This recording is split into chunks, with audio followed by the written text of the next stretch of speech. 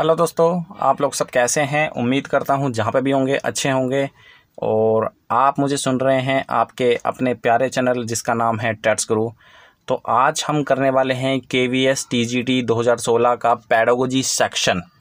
इसको डिस्कस करेंगे, काफ़ी अच्छे से डिस्कस करेंगे। और इससे पहले मैं जनरल इंग्लिश, जनरल हिंदी और डिस्कस कर चुका हूँ, ये सारी चीज़ें डिस्कस कर चुका हूँ। ठीक है, तो जैसे कि मैंने आपको KVS का पैटर्न बताया था लास्ट वीडियो में, उसमें 40 नंबर की पैडागोजी आती है।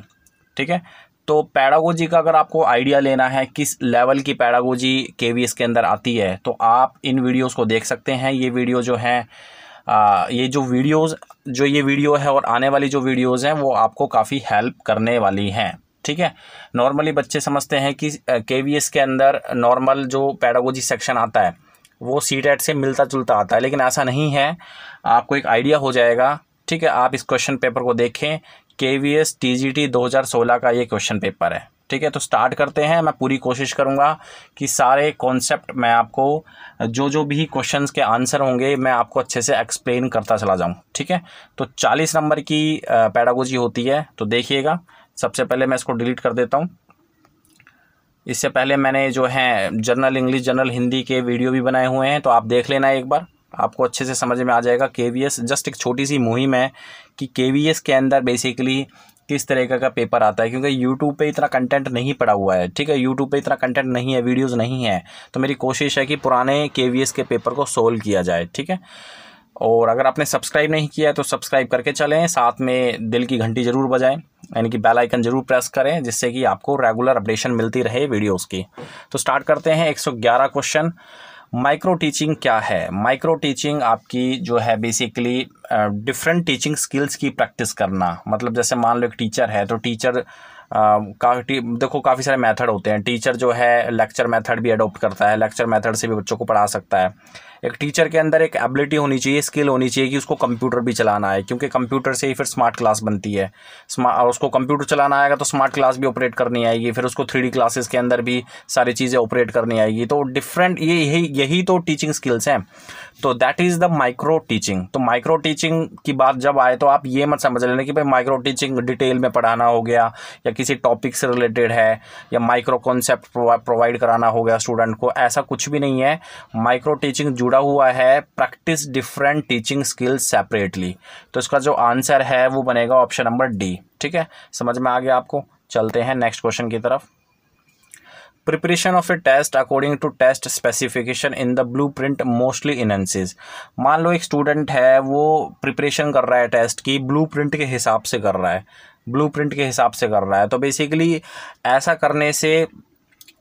करने से किस चीज़ पे ज़्यादा जोर होता है? मतलब कौन सी चीज़ ज़्यादा अच्छी होती है? कहने का मतलब ये है, preparation of a test according to test specification in the blueprint mostly enhances. देखो, ब्लूप्रिंट यहाँ पे शब्द आया है। ब्लूप्रिंट का मतलब क्या होता है? मतलब कंटेंट की मतलब देख करना कि भाई कंटेंट कैसा है। नॉर्मली जैसे कि सपोज करो आप CTET की तैयारी कर रहे हैं, तो आपके पास आप तैयारी कैसे करोगे? आपके पास CTET का ब्लूप्रिंट होना चाहिए ना, कि कौन सा सेक्शन कितने नंबर का आता है, कितने मार्क्स का आता है। ये सारी चीज़ें आपको पता होनी ज़रूरी हैं। अगर ये सारी चीज़ें पता होंगी तो डेफिनेटली आपकी तैयारी भी काफ़ी अच्छी होगी। तो कौन सी चीज़ अच्छी होती है ब्लूप्रिंट की स्टडी करना? तो बेसिकली ब्लूप्रिंट किसका कंटेंट, मतलब ब्लूप्रिंट के अंदर क्या आता है? ये होता है कंटेंट। कंटेंट के बारे में ब्लूप्रिंट हमें बताता है। तो बेसिकली कंटेंट वैलिडिटी आपकी अच्छी होगी। मतलब आपको कंटेंट के बारे में पता होगा कि भाई कंटेंट कितना वैलिड है। अगर आप ब्लूप्रिंट को स्टडी कर रहे हैं किसी एग्जाम की प्रिपरेशन के लिए, तो कंटेंट वैलिडिटी एनहेंस होती है। ठीक है, तो बात करते हैं question number 113। The most common model a child select to guide his life is. मान लो मतलब एक बच्चे को आपने अपॉर्चुनिटी दी कि बेटा आप जो है एक मॉडल को सिलेक्ट करें अपनी लाइफ के लिए, तो बेसिकली वो कौन से मॉडल को सिलेक्ट करना पसंद करेगा? तो बेसिकली इसका जो आंसर है वो ऑप्शन नंबर A है। पर्सन जो है, a person who approximates the child self ideal. मतलब वो ऐसे पर्सन को सिलेक्ट करेगा जिस पर्सन की आचार विचार उस बच्चे से मिलते जुलते हों। ठीक है, बच्चा जो है उस आदमी को ही सिलेक्ट करने की कोशिश करेगा जिसकी थॉट्स, जिसकी थिंकिंग उस मॉडल से मैच करती हों। ठीक है, तो option number A is the right answer. उसके बाद मूव करते हैं question number 114, which of the following is not true about teaching, मतलब इनमें से कौन सी एक चीज़ जो है टीचिंग को लेकर सत्य नहीं है। तो teaching is necessary but not a sufficient condition of education, ठीक है, ये सत्य है।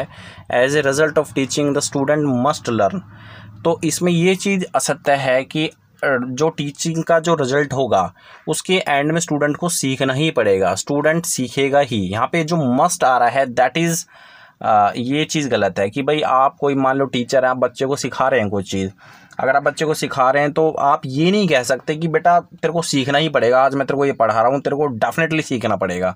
तो ये चीज़ तो नहीं होती ना, बच्चे का इंटरेस्ट भी एक मैटर करता है, बच्चे के इंटरेस्ट पे ही सब कुछ निर्धारित होता है। तो यहाँ पे as a result of teaching the student must learn, ये चीज़ गलत है टीचिंग को लेके, ठीक है।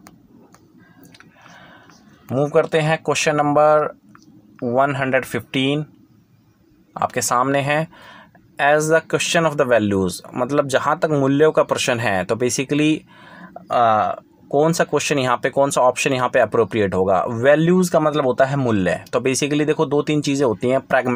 प्रैग्मेटिस्ट होते हैं जो प्रयोजनवाद होते हैं, जो प्रयोजन पर ही बेसिकली डिपेंड करते हैं, और रियलिस्ट होते हैं जो यथार्थवादी होते हैं। तो basically option number A correct हो जाएगा यहाँ पे कि जो प्रैग्मेटिस्ट होते हैं, जो रियलिस्ट होते हैं, वो सुपर नेचुरलिज्म पे डिपेंड नहीं करते। सुपर नेचुरलिज्म मतलब जो अलौकिकवाद होते हैं कि बेसिकली जो अंधविश्वास पे डिपेंड करते हैं, बेसिकली वो चीज़ प्रैग्मेटिस्ट और रियलिस्ट शो नहीं करते, ठीक है।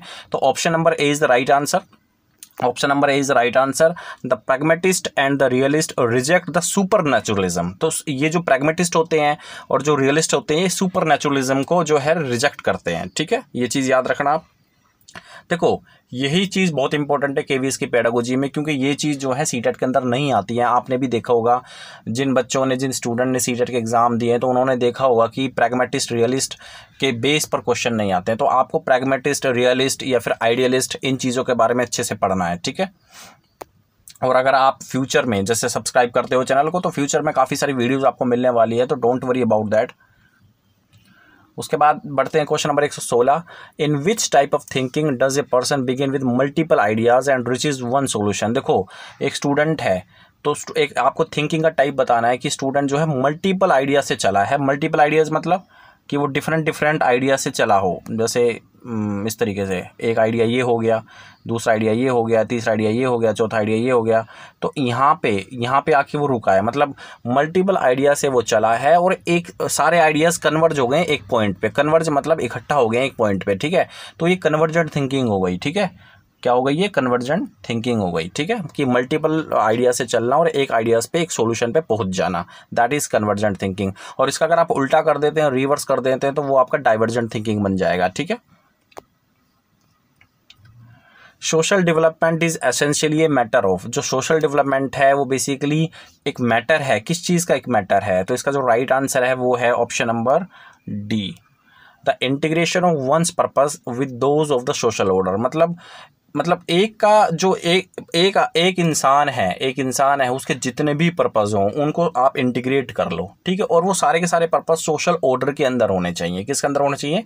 सोशल ऑर्डर के अंदर होने चाहिए, मतलब सोशल अप्रूव्ड बिहेवियर के अंदर आने चाहिए, ठीक है। The integration of one's purpose with those of the social order, मतलब जो सोशल डेवलपमेंट है वो स्किल को लेकर नहीं है, याद रखना, स्किल को लेकर नहीं होगा। ये तो एक छोटी सी बात हो जाती है, ठीक है। तो इसका जो राइट आंसर है वो option number D. 118 question. A type of grading that assets fixed proportion of learner. मतलब ग्रेडिंग का एक ऐसा टाइप है जो कि किसी भी लर्नर के फिक्स्ड प्रपोर्शन को असर्ट करता है, फिक्स करता है, ठीक है। ध्यान से देखना, ग्रेडिंग का एक ऐसा टाइप है जो किसी भी लर्नर के बेसिकली लर्नर के प्रपोर्शन को फिक्स करता है, एक डिफरेंट ग्रेड पॉइंट को लेके, डिफरेंट किसको लेके? ग्रेड पॉइंट को लेके। तो बेसिकली उस ग्रेडिंग का नाम क्या है?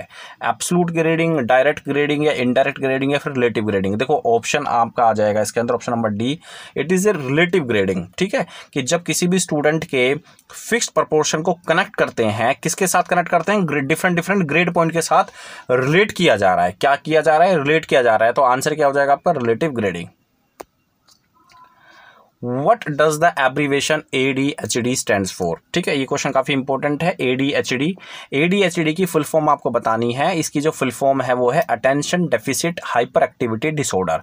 क्या है? Attention deficit hyper activity disorder. ऐसे बच्चे जो कि लगभग 5 साल से कम है, 6 साल से कम है, ऐसे बच्चे फोकस नहीं कर पाते हैं टॉपिक के ऊपर। ठीक है, और जो फोकस नहीं कर पाते हैं तो वो ADHD से पीड़ित होते हैं।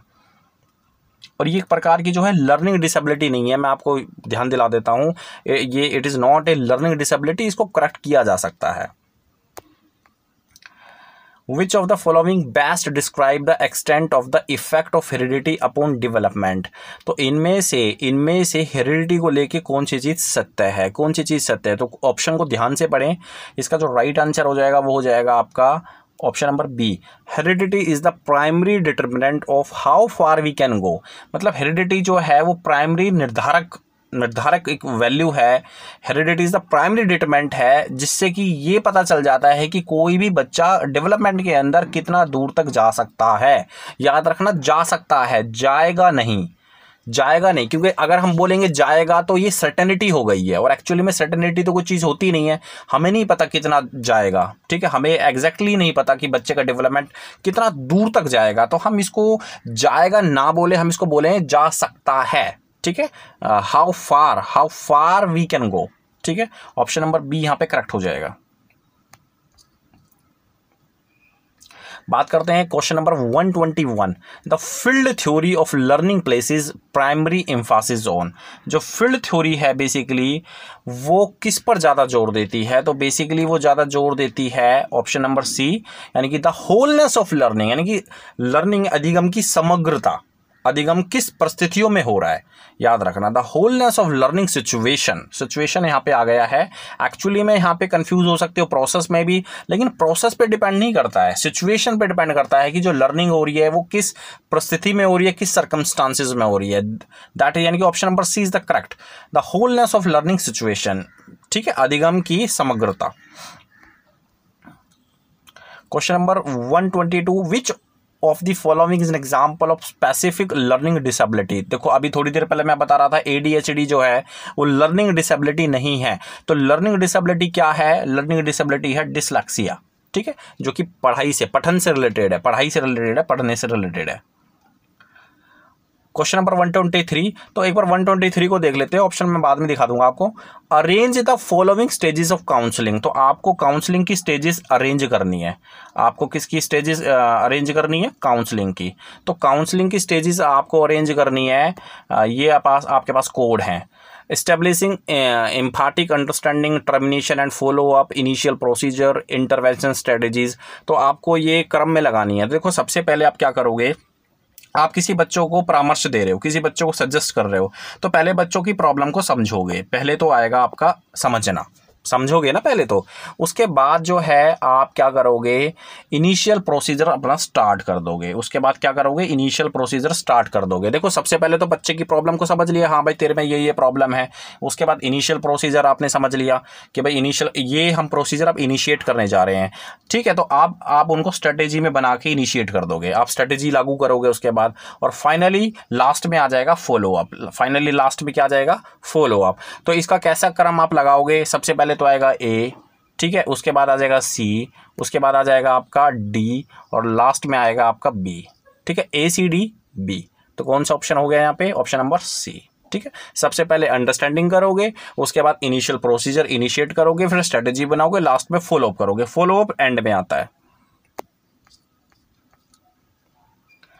It is A pragmatic position that, मतलब जो प्रैग्मेटिक प्रयोजनवाद का जो द्योतक है वो क्या है? प्रैग्मेटिक पोजिशन क्या है? तो बेसिकली क्या है, no institution is too scared to escape critical analysis. तो ऑप्शन आपका बी करेक्ट हो जाएगा कि कोई भी जो इंस्टीट्यूशन है आपका वो इतना पुराना नहीं हो सकता कि आप उसका क्रिटिकल एनालिसिस ही ना करो। जैसे मान लो कोई स्कूल है, कोई यूनिवर्सिटी है, वो कहती है अपने आप को भी 50 साल हो गए हैं, हमें अब क्रिटिकल एनालिसिस की ज़रूरत नहीं है। तो ऐसी नहीं है, कोई चीज़ नई होती है, कोई चीज़ पुरानी होती है, तो क्रिटिकल एनालिसिस सबका होता है। ठीक है, यही एक प्रैग्मेटिक पोजिशन है और सबका होना भी चाहिए critical analysis. The basic purpose of supervision is to, यानी कि सुपरविजन का बेसिक पर्पस क्या है, सुपरविजन का बेसिक पर्पस क्या है, तो देखते हैं option, help children learn more effectively. देखो सुपरविजन बच्चों के लिए होता है ना, तो बच्चों के ही बारे में हम ऑप्शन को देखेंगे, बच्चों के कॉन्टेक्स्ट में ही ऑप्शन ट्रू होना चाहिए, तो option A is the correct answer, help children learn more effectively. तो जो सुपरविजन है वो बेसिकली बच्चों को हेल्प करता है कि वो अच्छे से प्रभावी तौर पे पढ़ें, लर्निंग उनकी अच्छी हो। Those whose educational philosophy is rooted in pragmatism, मतलब जिनकी एजुकेशनल फिलॉसफी रूटेड होती है प्रयोजनवाद के अंदर। देखो प्रैग्मेटिज्म कितनी बार आ चुका है, मैं आपको बता रहा हूँ, प्रैग्मेटिज्म बहुत इंपॉर्टेंट है, ठीक है। Consider that IQ is initiate and constant, बिल्कुल नहीं है। Reject the scientific method of experimentation, maintain the complete objectivity is possible, claim that knowledge tentative. तो इसका जो राइट आंसर हो जाएगा ऑप्शन नंबर डी हो जाएगा, कि बेसिकली जो प्रैग्मेटिज्म है वो एजुकेशनल फिलॉसफी को लेकर अगर बात करें तो claim that knowledge is tentative, कि जो आपका ज्ञान है वो अंतरिम होता है, टेंटेटिव मतलब अंतरिम, और ट्रुथ इज रिलेटिव, और सत्य जो है वो सापेक्ष होता है, सत्य जो है वो आपका रिलेटिव होता है, और नॉलेज जो है वो इंटरनलाइज होती है, इंटरनल होती है, ठीक है।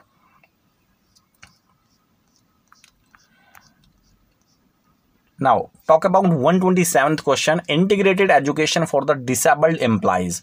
जो डिसेबल्ड स्टूडेंट हैं आपके, उनके लिए इंटीग्रेशन एजुकेशन का क्या मतलब है, तो पहले ही ऑप्शन करेक्ट है कि उनका कुछ पार्ट, यानी कि स्टार्टिंग में तो आप उनको स्पेशल स्कूल में टीच करो, और उसके बाद जो है उनको नॉर्मल स्कूल के अंदर डाल दो, ठीक है। तो ये है integrated education according to the disabled student, कि सबसे पहले आप उनको कहाँ पढ़ाओगे, स्पेशल स्कूल के अंदर डाल दोगे, उसके बाद जो है नेक्स्ट उनको नॉर्मल स्कूल के अंदर डालोगे। देखो आपने अगर डायरेक्टली डिसेबल्ड स्टूडेंट को नॉर्मल स्कूल के बच्चों के साथ बैठा दिया तो बच्चे कंपीट नहीं कर पाएंगे, सबसे बड़ी बात, सबसे बड़ी प्रॉब्लम उनके साथ ये चीज़ होगी, ठीक है। तो ध्यान रखें, सबसे पहले स्पेशल स्कूल आएगा, उसके बाद जो है नॉर्मल स्कूल के अंदर बच्चे जो हैं उनके साथ जो है मैच करेंगे, ठीक, कदम टू कदम, स्टेप टू स्टेप। उसके बाद Joyce and Weil 1980 classified different teaching models into 4 distinct family, which of the following does not belong to this group, ठीक है। तो ऑप्शन इसका राइट आंसर हो जाएगा इलेक्टिक लर्निंग फैमिली, ठीक है।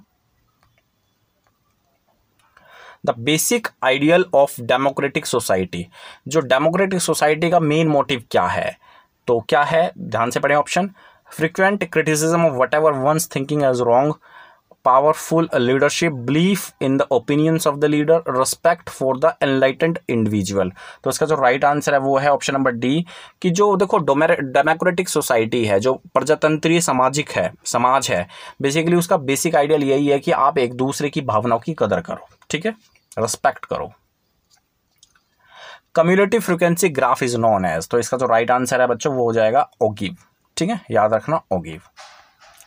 The most important advantage of the true false test, देखो test काफी सारे टाइप के होते हैं, तो इसमें से एक होता है ऑब्जेक्टिव टेस्ट, होता है ट्रू फॉल्स टेस्ट, मतलब ऐसे देखे होंगे आपने क्वेश्चन जिसमें केवल ट्रू फॉल्स बताने हैं, अगर सत्य है तो सत्य फिल करो, फॉल्स है तो फॉल्स फिल करो, ठीक है। मतलब कोई स्टेटमेंट दे देंगे, अगर ट्रू है तो ट्रू बतानी पड़ेगी, फॉल्स है तो फॉल्स बतानी पड़ेगी, तो ऐसे क्वेश्चन। तो बेसिकली ऐसे क्वेश्चन के लिए क्या इंपॉर्टेंट है, क्या चीज़, मतलब ट्रू फॉल्स क्वेश्चन को लेके क्या चीज़ सत्य है, मतलब, या फिर आप कह सकते हैं ट्रू फॉल्स जो टेस्ट होते हैं उनकी सबसे बड़ी एडवांटेज क्या है, the high diagnostic value, it's elimination of guessing through correction, it's wide sampling. तो इसका जो राइट आंसर है वो है it's wide sampling. Wide sampling का मतलब है कि ट्रू फॉल्स टेस्ट एक ऐसा टेस्ट है जिसको हम नंबर ऑफ पीपल में सर्वे कर सकते हैं, ठीक है। इसको जैसे मान लो आपके पास 1000 आदमी हैं या 10,000 आदमी हैं, तो आप ट्रू फॉल्स टेस्ट से आप उनकी पर्सनैलिटी को जज कर सकते हो, कहने का मतलब ये है। तो वाइड इसको बहुत ही मोटे तौर पर यूज़ किया जा सकता है, ठीक है। बाकी वैलिडिटी और डायग्नोस्टिक वैल्यू या फिर करेक्शन वैल्यू, वो चीज़ इसकी काफ़ी कम होती है ट्रू फॉल्स टेस्ट की, लेकिन वाइड सैम्पलिंग होती है। वाइड सैम्पलिंग मतलब इसको काफ़ी मोटे तौर पे वाइडली इसको यूज किया जा सकता है over the number of people, not peoples. Which one of the following is often true about mental retardation. तो मेंटल रिटार्डेशन को लेके यहाँ पे एक चीज़ सत्य नहीं है, वो क्या है, सत्य है, वो क्या है, आपको सच वाली स्टेटमेंट बतानी है। तो इसका जो आंसर हो जाएगा वो हो जाएगा option number C, chronic infection and disease of the mother may cause mental retardation in the child. मतलब अगर एक बच्चे, एक माँ के अंदर, मदर के अंदर अगर क्रोनिक इन्फेक्शन है या फिर कोई बीमारी है, दिमागी बीमारी है, तो हो सकता है वो बच्चे के अंदर भी आ जाए। ठीक है, तो option number C is the right answer, chronic infection and disease of the mother may cause mental retardation in the child. ठीक है, जो ये बीमारी है जो माँ के अंदर है वो बच्चे के अंदर भी ट्रांसफर हो सकती है। Which one of the following can not be achieved by using objective type test. जो ऑब्जेक्टिव टाइप टेस्ट होते हैं, जैसे मान लो आपके ऑप्शनल टेस्ट होते हैं, जैसे हम ही ऑप्शनल टेस्ट कर रहे हैं जिसमें हमारे पास 4 ऑप्शन होते हैं और एक अप्रोप्रिएट आंसर हमें लगाना पड़ता है। तो ऑब्जेक्टिव टाइप टेस्ट का जो है, हम ऑब्जेक्टिव टाइप टेस्ट से क्या अचीव नहीं कर सकते, तो सिंपल सी बात है, option number D is the correct answer, problem solving ability. अगर आप ऑब्जेक्टिव टाइप टेस्ट ज़्यादा से ज़्यादा करते हो तो आपके अंदर जो है प्रॉब्लम सॉल्विंग एबिलिटी डेवलप नहीं होगी। प्रॉब्लम सॉल्विंग मतलब एक प्रॉब्लम है, जैसे मैथमेटिक्स की एक प्रॉब्लम है, वो एक एबिलिटी के थ्रू सोल्व होती है ना। अब यहाँ पे तो हम गैस कर रहे हैं, ABCD ऑप्शन हमारे पास होते हैं, जस्ट गैस करते हैं, तो प्रॉब्लम सोल्व कहाँ हो रही है, जस्ट गैसिंग ही तो हो रही है, रिकॉल ही तो, फैक्ट्स को रिकॉल ही तो कर रहे हो अपने माइंड में। ठीक है, तो ऑब्जेक्टिव टाइप टेस्ट का ये एक सबसे बड़ा डिसएडवांटेज है कि इसके अंदर प्रॉब्लम सॉल्विंग एबिलिटी जो है वो नहीं आती है, डेवलप नहीं होती है। ठीक है, और विश्वसनीय भी कम होते हैं। Question number 134, the primary purpose served by AV aids is to. AV का मतलब होता है दोस्तों audio visual.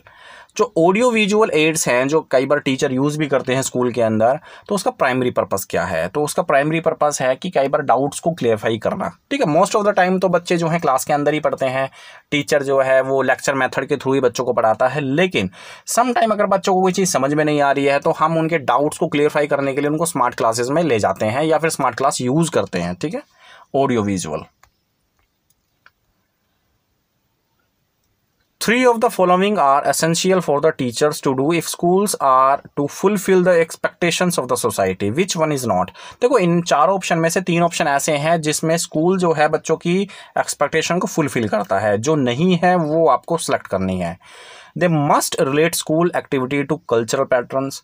They must record and guide behavior in social interaction. ठीक है, they must make the school A replica of adult society. तो इसका जो राइट आंसर है वो है ऑप्शन नंबर सी, कि बेसिकली टीचिंग का और स्कूल का जो बेसिकली स्कूल बच्चों के लिए करता है उसमें ये चीज़ नहीं है कि हम जो हमारी सोसाइटी है स्कूल को भी वैसा ही बना दें। रिप्लिका मतलब एज इट इज़, जैसी हमारी एडल्ट सोसाइटी है, ठीक है, बच्चों को भी या फिर स्कूल को भी कंप्लीट ऐसी सोसाइटी में डेवलप करते हैं। तो ये चीज़ यहाँ पे सत्य नहीं है और करनी ठीक भी नहीं है, क्योंकि मान लो अगर सोसाइटी का भी खराब होगी तो क्या हम स्कूल को भी काफ़ी खराब बना देंगे। तो option number C is the right answer. In which of the following method the existing knowledge is use to draw conclusion. तो इनमें से कोई सा एक ऐसा मेथड है जो पहले से ही नॉलेज एग्जिस्ट करती है उसको यूज करके कंक्लूजन को ड्रॉ किया जाता है, तो वो है आपका ऑप्शन नंबर डी। ठीक है, डिडक्टिव रीजनिंग मेथड। तो याद रखना इस चीज को, जो कि नॉर्मली हायर क्लासेस में ज्यादा यूज होता है। For learning to be effective a goal must be meaningful in terms of. देखो, लर्निंग प्रभावी हो तो a goal must be meaningful in terms of. तो बेसिकली गोल क्या होना चाहिए, the standard of the school, the curricular objective, the intellectual ideas involve, the learner needs and purpose. देखो, जहाँ तक लर्निंग की बात आती है, टीचिंग की बात आती है, तो हमें ऐसा ऑप्शन सेलेक्ट करना होता है जो कि स्टूडेंट सेंटर्ड हो। ठीक है, तो बात यहाँ पे लर्निंग की हो रही है तो लर्नर की भी होनी चाहिए ना।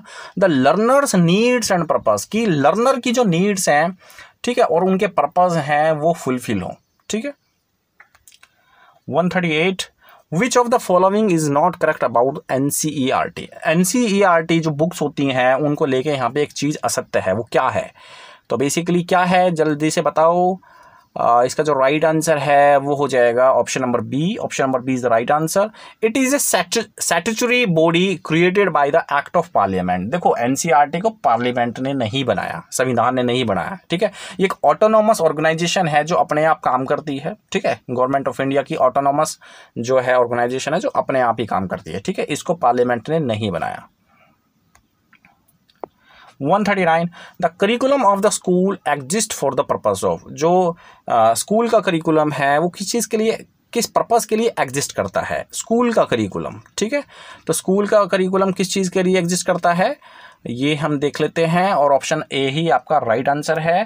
Providing the child with organised meaningful educative experiences. देखो स्कूल का जो करिकुलम होता है बेसिकली वो इस पर्पस के लिए होता है कि स्टूडेंट के लिए मीनिंगफुल एजुकेशन दे, और जो उनके अनुभव हैं वो भी काफ़ी क्वालिटेटिव हो। ठीक है, स्टूडेंट के जो अनुभव हैं काफ़ी क्वालिटेटिव हो। ठीक है, फ्लेक्सिबल करिकुलम होना चाहिए, ना ज़्यादा सॉफ्ट ना ज़्यादा hard.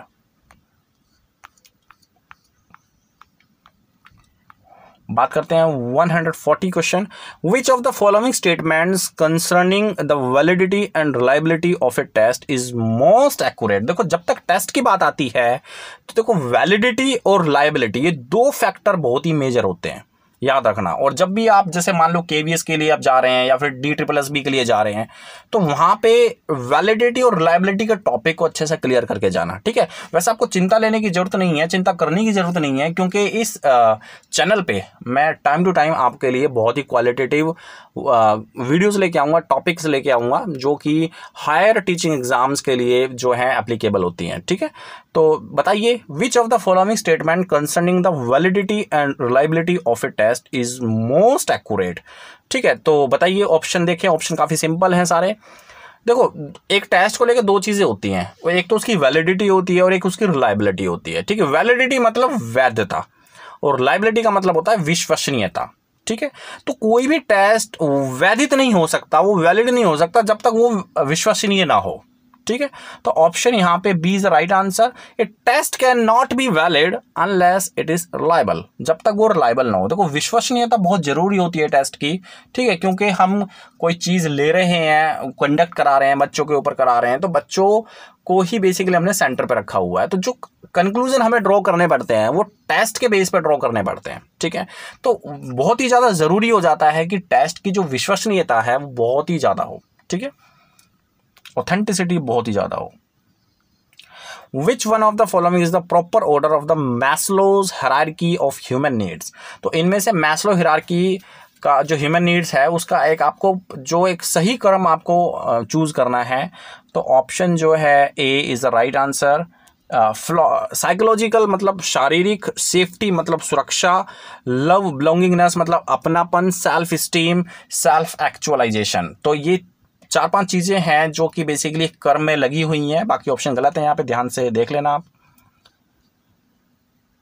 What is the basic reason for studying the individual people. तो बेसिकली इंडिविजुअल पीपल को स्टडी करना बेसिक रीजन क्या है इसका? To keep update in respect of educational theory and practice, to help, इसका option number C is the right answer. To help develop the potentialities and identify his weakness, मतलब बच्चों के अंदर हम बच्चों की क्षमता को डेवलप करें और बच्चों की जो वीकनेस है, बच्चों की जो कमजोरी है उसको आइडेंटिफाई करें। ठीक है, फिर उसको डायग्नोज करके उसको कैपेबिलिटी के अंदर कन्वर्ट करें। ठीक है, बहुत ही ईजी सा क्वेश्चन है, आप बिल्कुल लगा सकते हो उसका answer. Research studies reveal that indoctrinating children in religious creeds and ideology. देखो रिसर्च शोध क्या बताते हैं कि बच्चों को बेसिकली बच्चों के ऊपर धर्म रोपण करना या बच्चों के ऊपर आइडियोलॉजी रोपण करना, बेसिकली उनको ज़बरदस्ती धर्म के अंदर डालना या फिर आइडियोलॉजी के अंदर डालना, तो बेसिकली ये चीज़ क्या करती है, रिसर्च क्या शो कर रही है इस चीज़ को लेके? तो बेसिकली रिसर्च शो कर रही है दोस्तों कि option number B is right answer, made no significant increase in social approved behaviour. कि मतलब बच्चों के ऊपर अगर आप उनको ज़्यादा रिलीजियस की कहानियाँ बताते हो या फिर धर्म के अंदर ज़्यादा उसको इन्वॉल्व करते हो, आइडियोलॉजी के बारे में ज़्यादा बात करते हो बच्चों से, तो देखा ये गया है कि it does not make any significant increase in social behaviour. बच्चों का जो सोशल बिहेवियर वो ज़्यादा जो है वो इंक्रीज नहीं करता है। ठीक है, the most important function of the teacher is to, teacher का सबसे इंपॉर्टेंट फंक्शन क्या है? ठीक है, तो सबसे इंपॉर्टेंट फंक्शन है टीचर का वो है गाइड पीपल ग्रोथ, मतलब जो स्टूडेंट हैं, जो बच्चे हैं, उनकी ग्रोथ को गाइड करना। ठीक है, तो ये था। Next question 145, the chief selling point of the SA examination is its. देखो जो ऐसे होता है आपका, जो निबंध होता है, उसका बेसिकली सबसे एडवांटेज क्या चीज़ होती है, जो ऐसे एग्जामिनेशन की बात हो रही है, यहाँ पे ऐसे एग्जामिनेशन की बात हो रही है, इसकी इम्पोर्टेंट चीज़ क्या है, सबसे क्यों इतना ये महत्वपूर्ण है, क्यों इतना फेमस है जो निबंध एग्जामिनेशन है, ठीक है। Ability to measure skill in summarising and organising, बिल्कुल सही बात है। देखो जो ऐसे एग्जामिनेशन है ना आपका, ये यूपीएससी के अंदर भी आता है। जैसे क्वेश्चंस होते हैं तो क्रिएटिविटी दिखानी होती है कि भाई इस चीज़ के बारे में लिखो, तो एक्सप्लेन पूरा करना पड़ता है। तो बेसिकली एक प्रकार का ऐसे एग्जामिनेशन, एक प्रकार का ऐसा एग्ज़ाम है जहाँ पे हम प्यूपिल्स की ये चीज़ देख लेते हैं कि भाई उसको कितना याद है, कितना उसने ऑर्गेनाइज करने की कैपेबिलिटी अपने दिमाग के अंदर। भाई इतना सारा डाटा याद करना काफ़ी आसान नहीं होता है, लेकिन जब बच्चा लिखता है तो बच्चे की क्रिएटिविटी, बच्चे की समराइजिंग, बच्चे की ऑर्गेनाइजिंग, ये सारी एबिलिटी मेजर होती हैं, ठीक है। इस वजह से ऐसे एग्जामिनेशन काफ़ी महत्वपूर्ण है, इंपॉर्टेंट है। Creative children can not be identified through, जो क्रिएटिव चिल्ड्रन है उसको हम आइडेंटिफाई नहीं कर सकते, किसके थ्रू? बिल्कुल सही बात है, option A is right answer, battery of IQ test, ठीक है।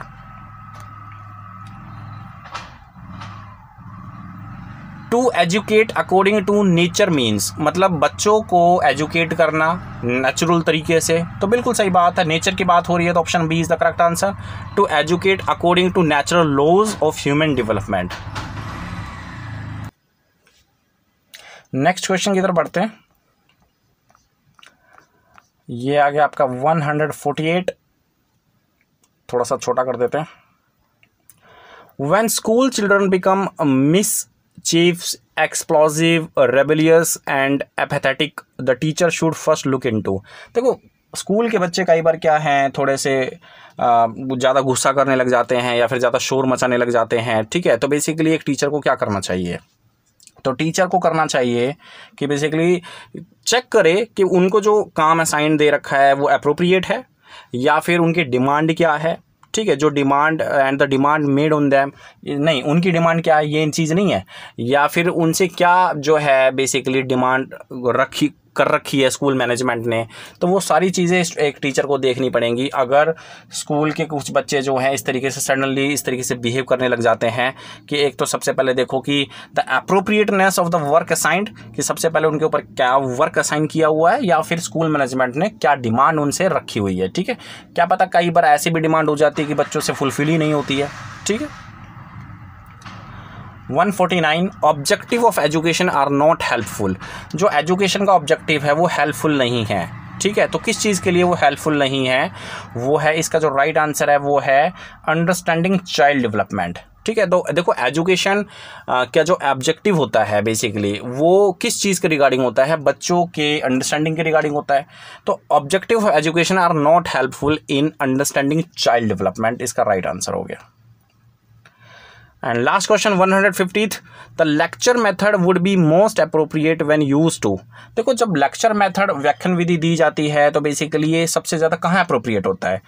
Teach controversial topic, hold the attention of the unruly class, develop interest and supplement the text, ensure complete coverage of material. तो इसका जो right answer है वो है option number C and option number D, ठीक है। अगर दोनों में से कोई बच्चा जो है एक लगा के आ जाएगा तो उसको आंसर, उसको मार्क्स मिल जाएगा। मतलब जब एक तो सिलेबस को कवर करना हो, भाई टाइम कम है, सिलेबस कवर करना है, तो फिर लेक्चर मेथड ही यूज़ होगा, ठीक है। और दूसरी चीज़ अगर इंटरेस्ट डेवलप करना है या फिर बच्चों को जस्ट बताना है कि भाई टेक्स्ट बाई टेक्स्ट ये चीज़ याद करो, ये चीज़ याद करो, ये चीज़ याद करो, तो वहाँ पे टेक्स्ट सप्लीमेंट बोलते हैं उस चीज़ को, तो वहाँ पे भी ये अप्रोप्रिएट होगा। क्या अप्रोप्रिएट होगा? लेक्चर मेथड अप्रोप्रिएट होगा। तो दोस्तों ये थे टोटल 40 क्वेश्चन और KVS 2016 का क्वेश्चन पेपर है ये TGT, ठीक है। और इससे पहले मैंने जर्नल इंग्लिश, जर्नल हिंदी के क्वेश्चन पेपर सोल्व किए हुए हैं, आप उन्हें भी देख लेना, आपको एक आइडिया हो जाएगा कि किस तरह का पेपर जो है एग्जाम के अंदर आता है। नेक्स्ट टाइम मैं कोशिश करूंगा कि इसका रीजनिंग एबिलिटी लेके आऊँ। रीजनिंग काफ़ी भयंकर आती है KVS के अंदर, लेकिन मैं कोशिश करूंगा कि जो रीजनिंग के क्वेश्चन हो वो मैं आपको अच्छे से समझाऊं, ना केवल सिर्फ निशान लगाऊं कि हाँ बेटा ये इसका आंसर है, ये इसका आंसर है, ये इसका आंसर है। आपको एक प्रॉपर तरीके से पढ़ाई मिलेगी। किस पर मिलेगी? टैक्स गुरु चैनल पर, ठीक है। तो मिलते हैं किसी नई वीडियो में नए टॉपिक के साथ। थैंक यू वेरी मच इस चैनल को सब्सक्राइब करने के लिए। थैंक यू दोस्तों।